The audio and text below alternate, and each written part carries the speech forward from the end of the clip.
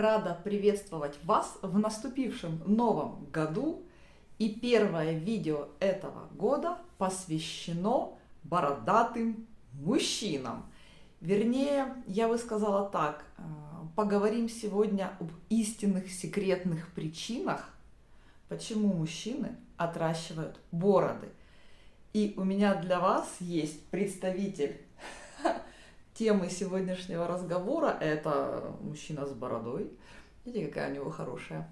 И я сразу хочу сказать, почему я вам показываю гнома. Вот такого гнома.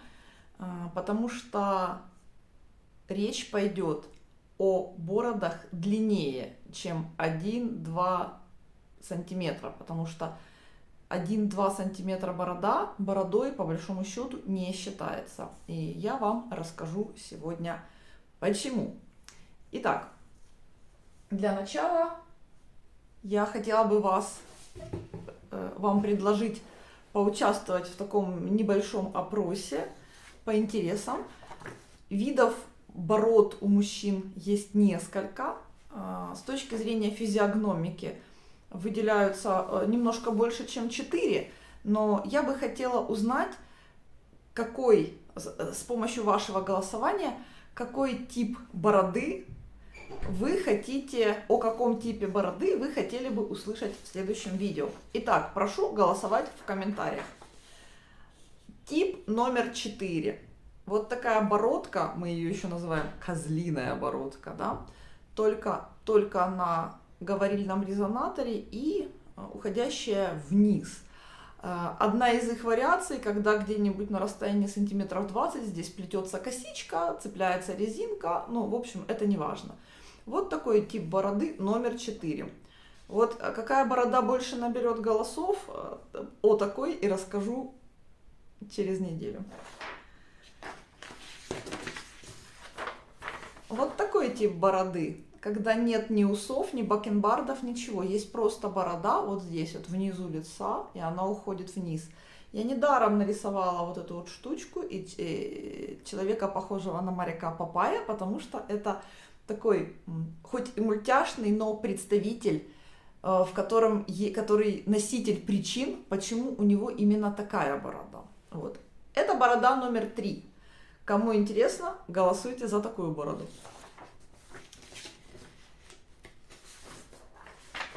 И я думаю, всем вам известная борода, когда усы и борода, они вот так вот идут, вниз вот сюда, и они как бы единое целое. Я уверена, что в вашем окружении есть мужчины с такой бородкой, и они часто носят деловые костюмы. Да, деловые костюмы. Поэтому, если вам интересно узнать, что за секреты таит конкретно эта форма выбривания бороды и усов, голосуйте номер 2. А мы сегодня поговорим о таком типе бороды, когда это усы плюс такая большая длинная борода вниз, то есть полностью по нижней челюсти, вот здесь вот. Вот об этом типе, что на самом деле он таит в себе, каковы истинные причины. Мы можем вспомнить викингов, да? Также мы можем вспомнить моду викинги. Да? Гном не очень викинг, но что-то такое, откуда-то оттуда. Мы можем вспомнить моду, мы можем говорить об эстетике, безусловно. И как вариант, почему мужчины носят такую форму бороды, это эстетика, безусловно, безусловно.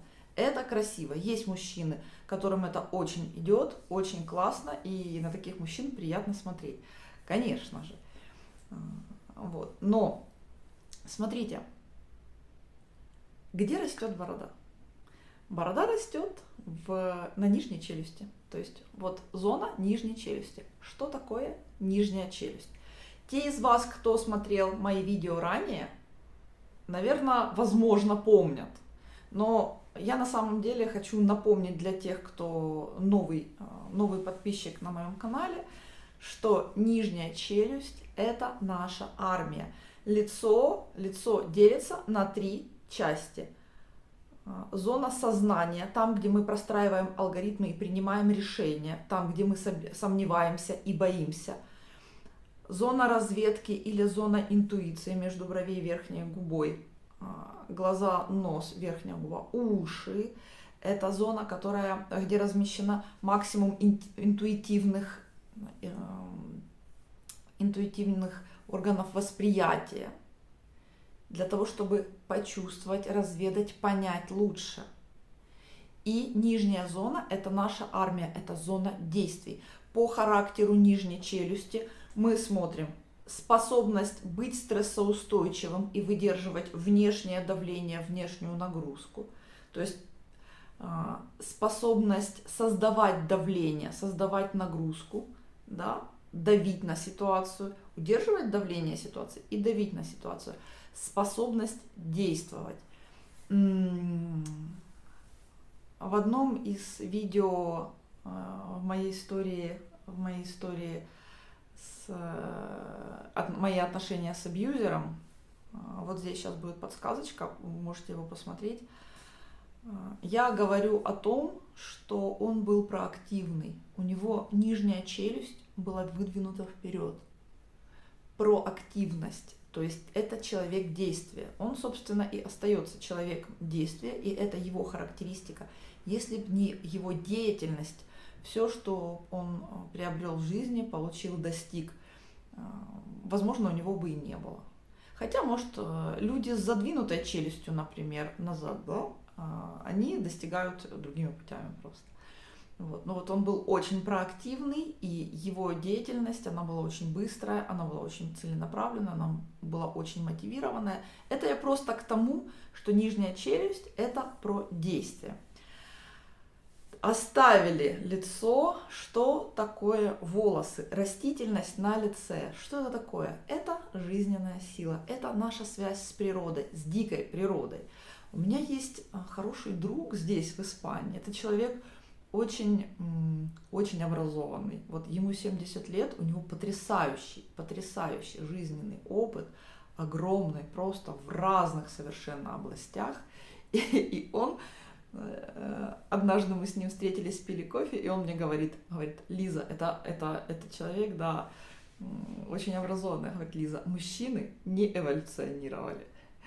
Я говорю: не может быть. Он говорит: может быть.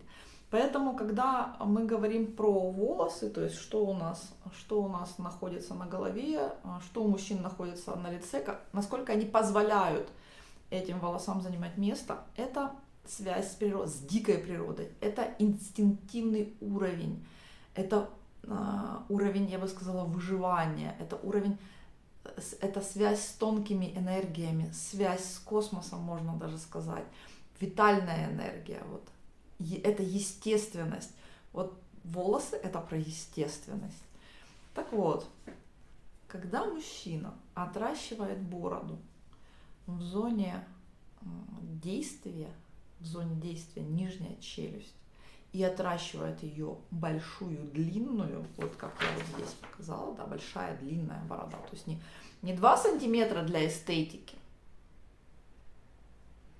а хорошая длинная борода, это говорит о том, что он, внимание, это секрет, это страшный секрет, это говорит о том, что он не чувствует достаточно сил для того, чтобы бороться, для того, чтобы выстоять, для того, чтобы решить определенную ситуацию. Ему не хватает сил, и поэтому он обращается к своим инстинктам, к своей природе.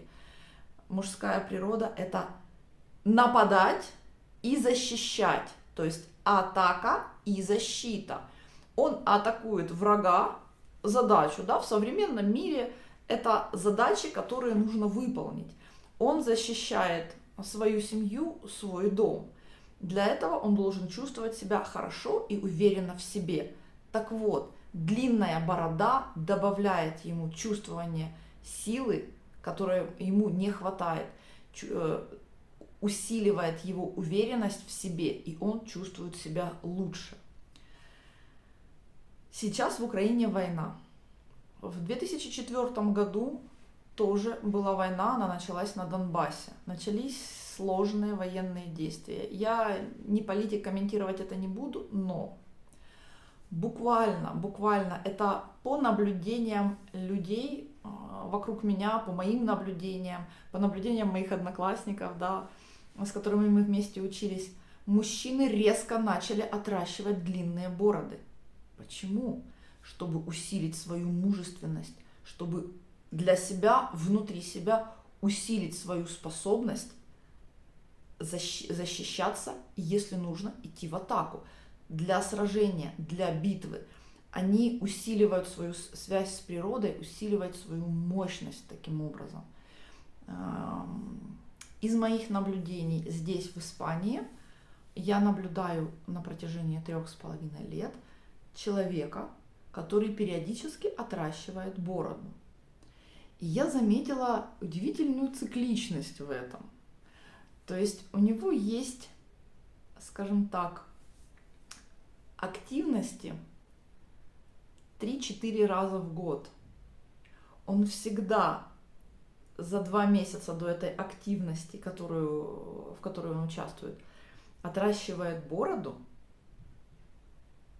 Очень красиво на эту активность потом бреется. Красиво идет туда с бородой. То есть он отращивает длинную бороду начинает за 2 месяца. Проводит активность и бороду убирает. То есть это происходит практически каждый раз. В 3 случаях из 4 на протяжении года он так делает. Это может говорить о том, что для того, чтобы принять максимальное участие в этой активности, показать себя максимально хорошо, он готовится. И он для этого призывает в том числе свою природу, витальную силу, энергию. Он добавляет себе мощности таким образом. На самом деле не он один, но это просто яркий пример и самый близкий, который есть для наблюдения рядом со мной. Вот. Это очень интересно, и сначала я думала, что мне показалось, а потом я просто проследила этот график. И поверьте, здесь не идет речь об имидже, имидж там уже создан, и он очень хороший. Речь не идет об эстетике. Я думаю, я предполагаю, что это для того, чтобы справиться со всем стрессом, который несет в себе подготовка, и хорошо провести эту активность. Вот. Поэтому, если вы вдруг замечаете, что человек, который бороды никогда не носил, либо носил ее коротенькую, начал ее интенсивно отращивать, отпускать, чтобы она была длиннее, длиннее, длиннее, не хочет говорить о том, что нужно бриться, иногда даже вообще просто не трогает бороду, ходит вот просто вот так, ухаживает за ней, но, знаете, там эстетический вид не придает, скорее всего, перед ним стоит сложная для него на данный момент задача, для него, для его ресурсного состояния задача, и он хочет усилить себя, усилить уверенность в себе с помощью природной жизненной силы, вот, увеличивая количество волос у себя на лице. Было вам интересно сегодня? Ну, признавайтесь, было интересно узнать секрет бороды, секрет мужской бороды, да. Я забыла представиться, кто меня не знает. Меня зовут Лизавета Царькова-Голофаст.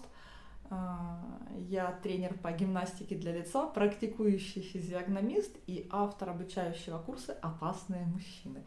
Кстати, я вам хочу сразу сказать, борода в маркеры негодяев не входит. Вот совершенно никак не входит.